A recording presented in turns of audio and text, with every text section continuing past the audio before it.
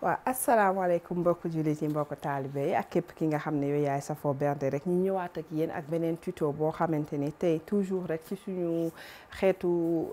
petit plat yi dañuy indi li ñuy wax loo xamante ni nag mënta ñàkk ci petit plat yi bu surtout boo leen yoree ay xale muy li ñuy wax grilled cheese muy sandwich boo xam ne c'est fait à base de mburu ak fromage ku nekk nag yow yaay xool fromage bu la neex léegi bu la neexee nga jënd fromage américain bi nga xamante ni dañ koy laxas ci këyit yeeg yooyu ci plastique yi après def ko loolu du fromage réel en fait mais de toutes les façons ku ko bëgg mun nga ko utiliser mais ñun dañ koy def noo xamante ni mag ak ndaw yépp dinañ ko mun a utiliser donc ma yor fi ñaari façon fromage ku mu neex bu fekkee benn façon fromage nga am accès nga def ko man maa ngi fi yoree Gouda moom mooy Gouda cheese moom nga xamante ne dañ ko fumé moo nekk ni ma yor fi tamit Havarti cheese mooy Havarti donc moom tamit moo nekk nii ku nekk rek xoolal li la neex léegi bii moom gaaw lay def taf-taf gis nga dañuy daal di jël mburu yi pain de mie laa jël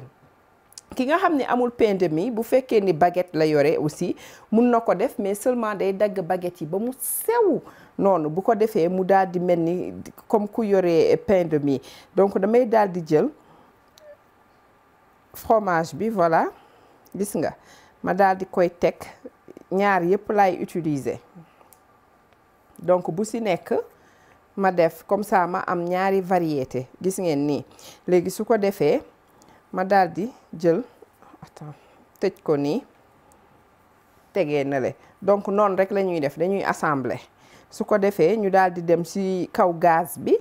daal di commencer saaf kii lakk yëf yi donc dañ koy def ci suñu genre poêle ku am poêle mun nga def sa poêle man griddle laa yore bu ko defee beurre normalement dama war a diw beurre voilà ci kaw mburu bi nii mais loolu damay gis ni des fois day am tendance di yàq sa mburu parce que après dañ koy dagg léegi li may def mooy ci poêle bi laay defee beurre bi bu ko defee ma daal di jël benn côté teg ko bu ma soxlawaatee tourner ko ma daal di jëlaat beurre defaat ko ci bu ko defee beurre bi nekk ci ñaari sens yëpp pour man loolu moo gën a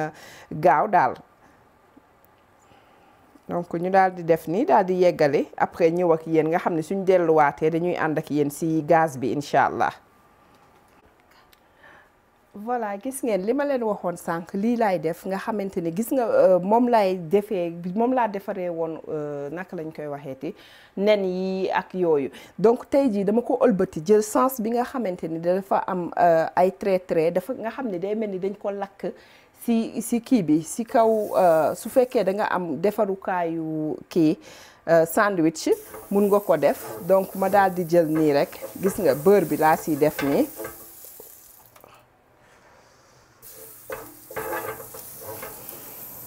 voilà léegi su ko defee ñu wàññi gaz bi bismillah daal di ñëw rek teg dañuy wàññi gaz bi bu baax a baax duñ ko yàkkamti duñ ko def dara pour fromage yi mën a seey ci boppam bu dul loolu rek soo ko yàkkamtee fromage bi du seey bu ko defee yëf yi day daal di ñëw rek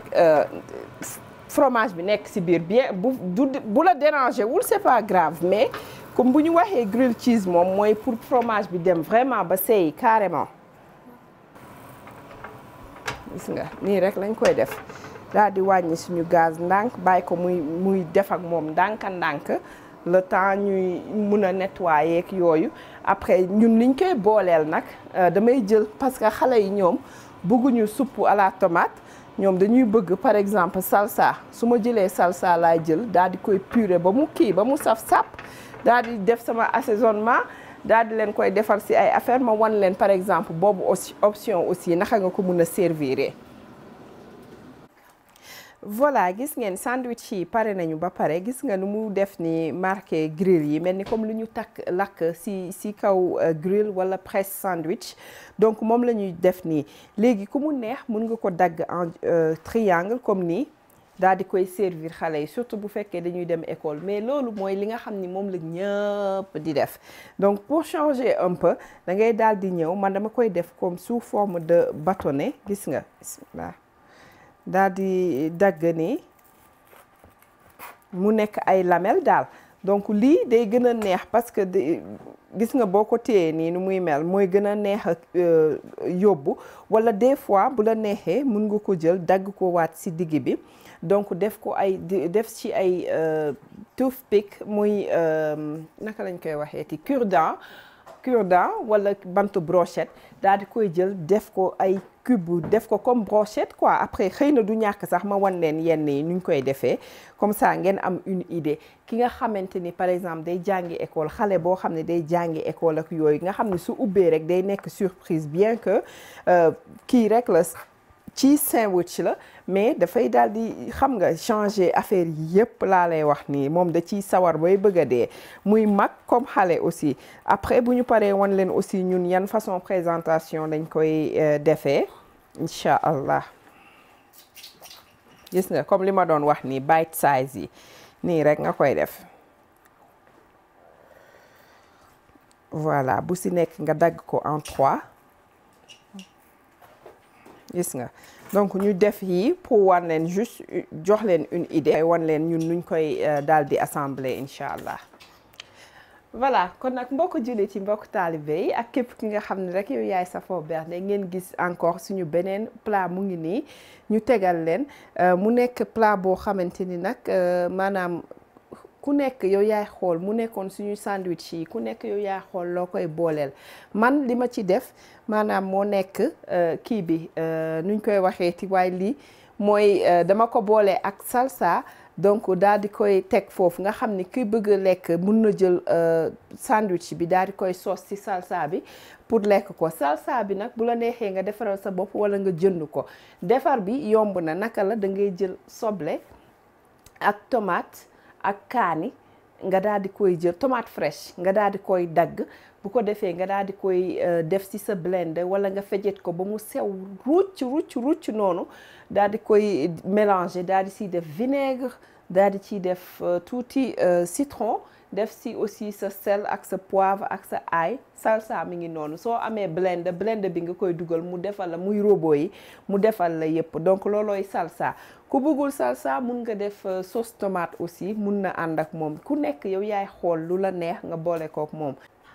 Voilà, gis ngeen xoolaat aussi sandwich bi ñuy won leen toujours beneen façon présentation boo xamante ni mun nga ko def pour boo xam ni da ngay jël yëpp rek daal di koy teg. Mooy liñ leen wanoon nii maanaam mu nekk fii nii ngeen gis ni dañu jëloon yenn yi dagg ko comme li ma leen waxoon rek nga def ko brochette. Gis nga mu nekk nii nga def ko ci brochette yeeg fu la neex. Donc mu ngi noonu ñu jël yenn ci ñoom rek daal di teg ci digg bi nii. Lii mun nga ko teg ci sa kaw table nga xam ni ku ñëw rek day jël li mu soxla daal di dem yoonam. Bu soxlaa ay tomate wala lu mu munti doon. Donc mun nga defar sa benn salade ci côté bi nga xam ni képp ki nga xam ne bëgg na jëfandikoo ay salade ak yooyu dina ko mun a utiliser te dina ko mun a tamit boole ak yeneen yi nga boo defoon ci sa buffet bi. Donc di leen jox dig daje ba beneen yoon bu ko defee ñu daal di leen ñëw wan incha allah li ñu defaroon yépp daal di leen koy tegal comme ça ngeen am une idée nu mu nar a mel incha allah.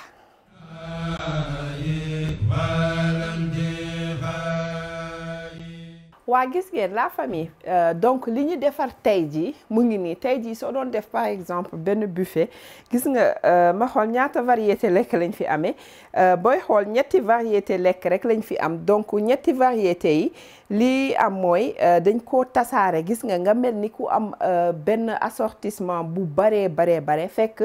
ñetti rek nga am. Man ci buffet li ma ciy bëgg mooy minimum ma am ci like 5 bu fekkee ñam yu ndawaan yi la ma am ci 5 jëm 6 variétés. Man loolu laa ciy bëgg. Mais lii c'est juste pour vous donner une idée. Peut-être beneen yoon su ma indiwaatee yeneen façon aussi ngeen mun ko boole ak yi may wax. Donc li may def d'habitude damay jël benn côté boo xam ne c'est typiquement végétarien ak yoo xamante ni pour ñi nga xam ne ay jën ak ay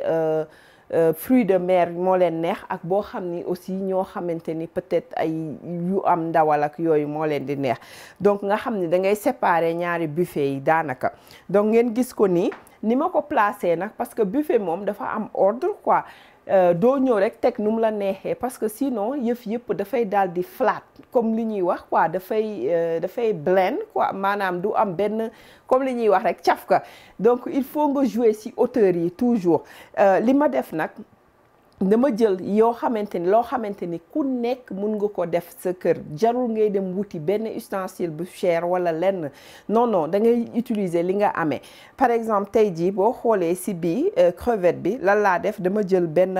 soucoupe genre saladier gis nga da ngeen koy gis ma koy utiliser souvent moom laa jël nii dama ko dëpp su la neexee nga dëppi ko mais dama gis ni su ma ko dëppee ci laa am beaucoup plus de contrôle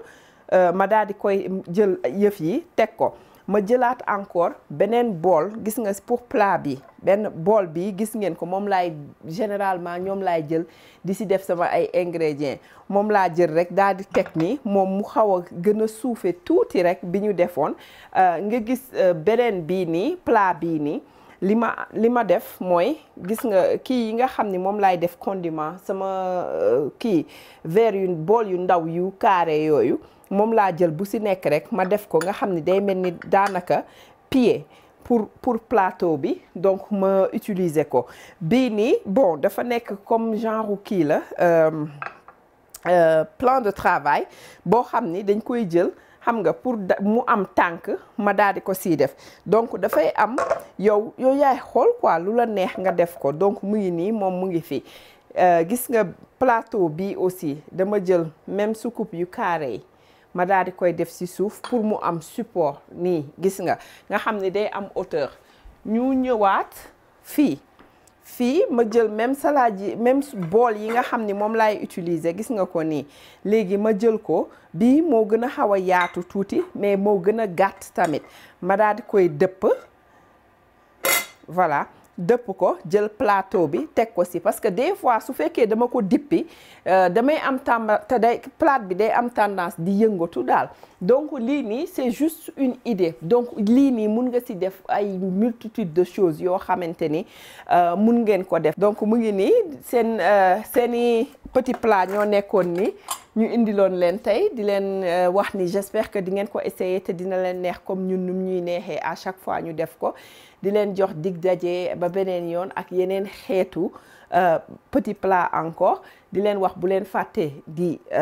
partager vidéo yi bu leen fàtte aussi di abonné wu su fekkee defagu leen ko mais aussi di leen wax ni ñu ngi leen di jaajëfal bu baax a baax ci gunge bi ngeen ñu doon gunge comme ni ngeen ko tàmm di defee saa su nekk di leen jox dig daje ba beneen yoon ak beneen xeetu tuto tey nag émission bi jox nañ ko képp ki nga xam ne rek yow yaay safoo chez Bilo jox nañ la émission bi di safoo bernde jox nañ leen ko salaamaaleykum wa rahmatullah